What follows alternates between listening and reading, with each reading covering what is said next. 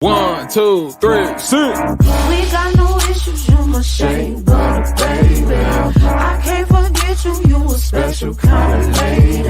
Cause when I'm with you, girl, you know that you amaze me.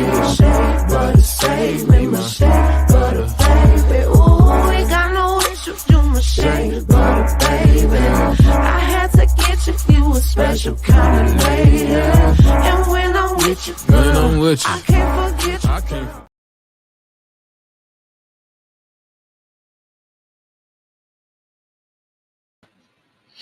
Okay, you guys, maybe I should just be me for a second.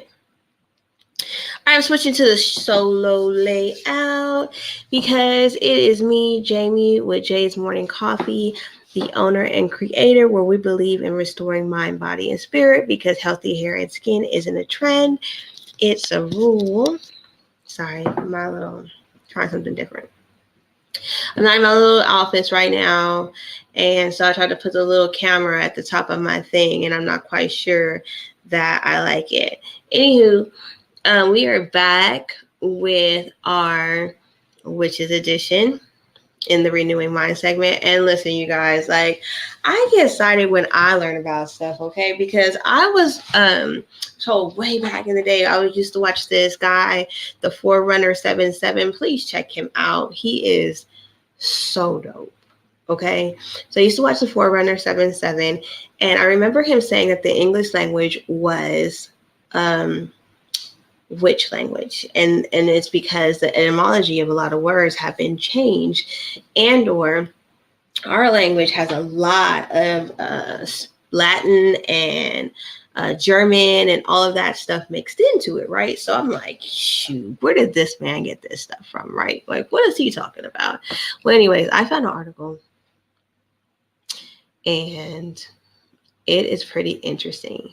So we are going to take 10 minutes and start this article, and we're going to work our way through it. So my title says to cuss or to curse, or to cuss or curse. That is the question. And so I think I'm going to stick with that title and just do like part 1, part 2, part 3, because we want to be a little Shakespearean in this situation. You know what I'm saying? So I'm excited.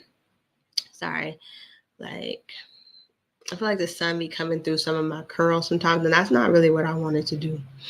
So anyways, I'm super excited about this, and I'm just super excited that, like, even doing this with you, like, I get to expound on certain things that I had watched in other videos and series and stuff like that. And so we get to dig deep and expose the enemy and what he is using these people to do, and even what has been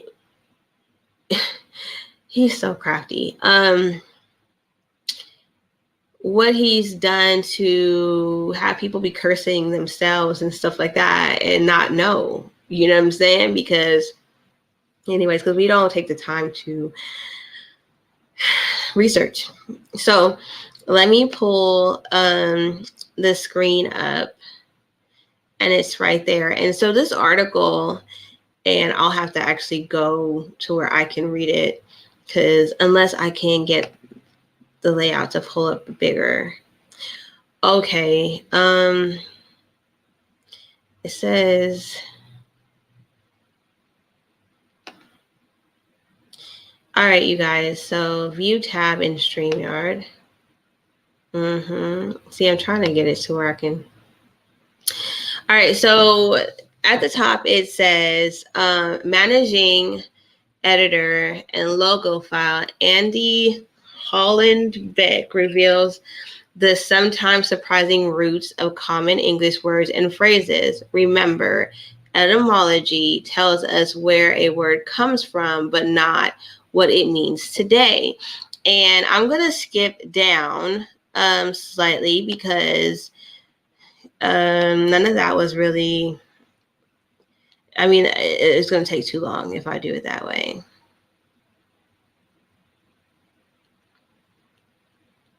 There was a part that I had gotten to. Okay.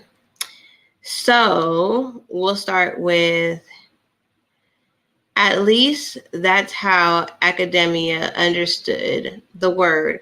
To the unschooled masses of Europe, from whom Latin was so much mumbo jumbo, grammar and its lexical relatives in other languages came to represent learning in general. That's how grammar school, originally devoted to the memorization of Latin, managed to survive in the modern era as a synonym for elementary school, where today an actually Latin program would be rare. Many were suspicious of the type of things those Latin-speaking academics were learning, too, even believing that they were exchanging mystic knowledge, including astrology and witchcraft. In Old French, for example, grammaire also meant magic, enchantment.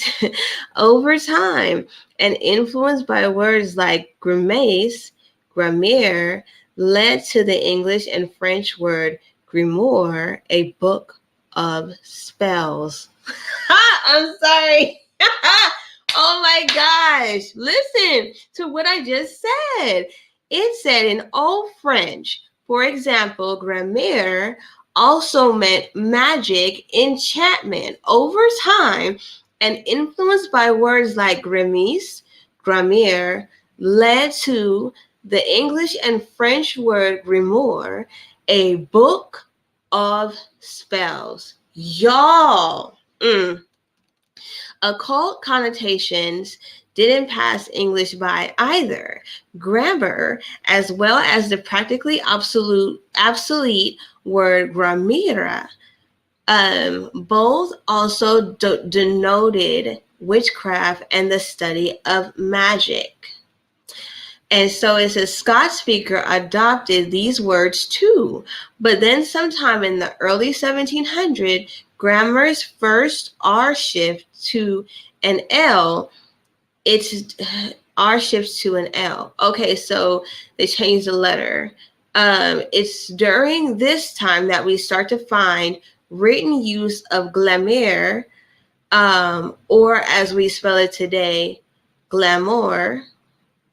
This type of RL shift isn't uncommon. Pilgrims, for example, is derived from peregrinos. Glamour, which originally meant a magic spell, was then adopted into British English, and it wasn't until the mid-1800s that the word started to lose its occult connotations.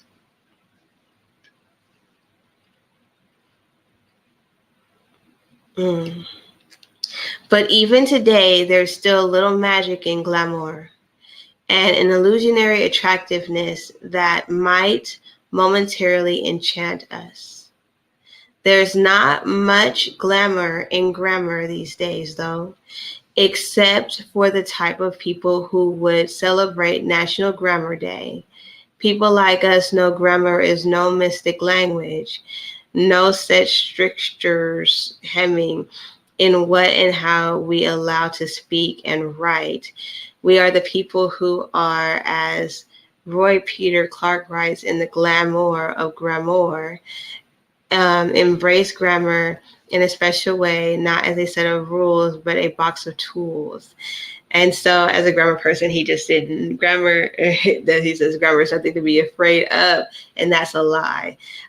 Poor guy. How do you, and see, that's why you'll see that I'm not going to just use articles that promote what I'm getting ready to teach you. I'm using articles from the world and what the world has to say about witches, and then what God has to say about it. But Lord have mercy, grammar's root, it says it right here. The root of grammar is a book of spells.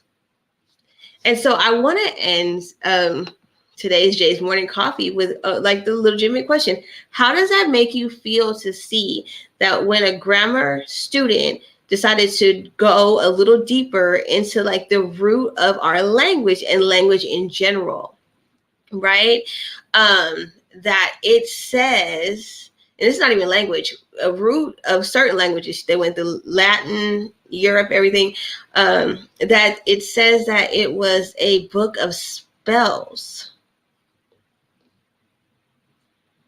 How do you guys feel about that? Like, what is that? What does that feel like? And I had gotten to it with a person before, and the root of something never changes, right? The original thing never changes. That is the core definition. Somebody can change a definition, a word's definition 1,000 times, but if we go to its original root, that's what we need to be addressing that word as. And so etymology dictionary, and I just want to give you just an example that I was introduced to by an English teacher over at Tullahoma High School. Shout out to Miss Benata, with the word nice.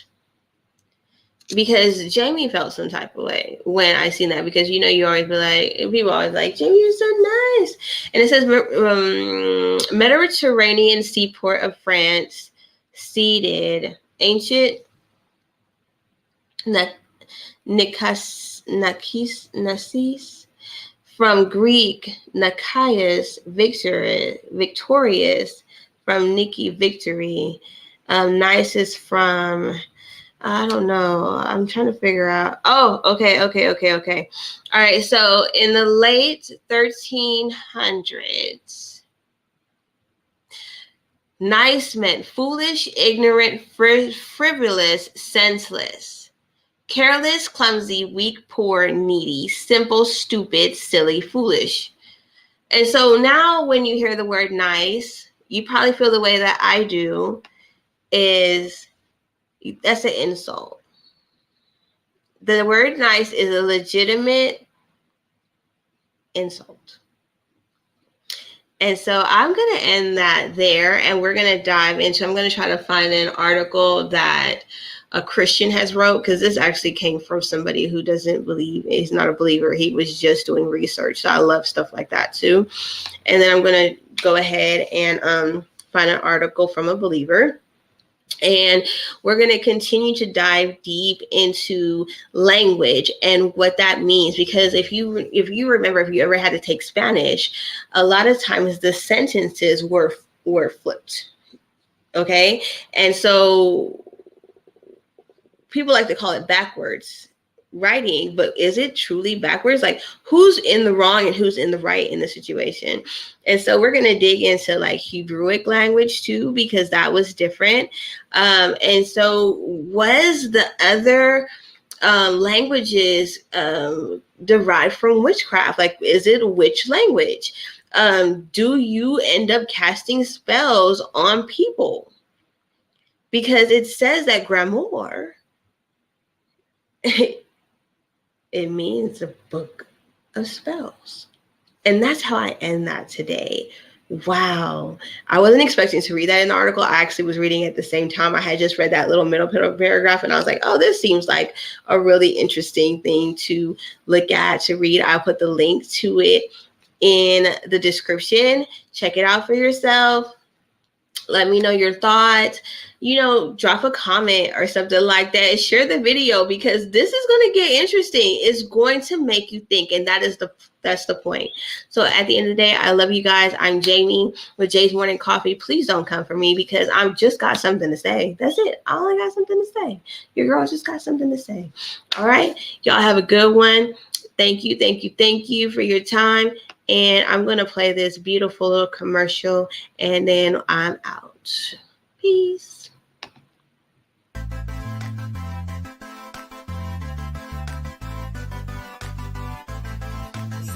This Jay's butter is really good on your hair. My favorite has got to be the peppermint mist leave-in conditioner. It's so soothing to your scalp. I've had dry, itchy scalp, and I tell you, it's amazing. My favorite product with Jay's Butter is the natural flaxseed elixir, especially on the hair that's not mine. Y'all know what? I really love Jay's butter. I love Jay's butter.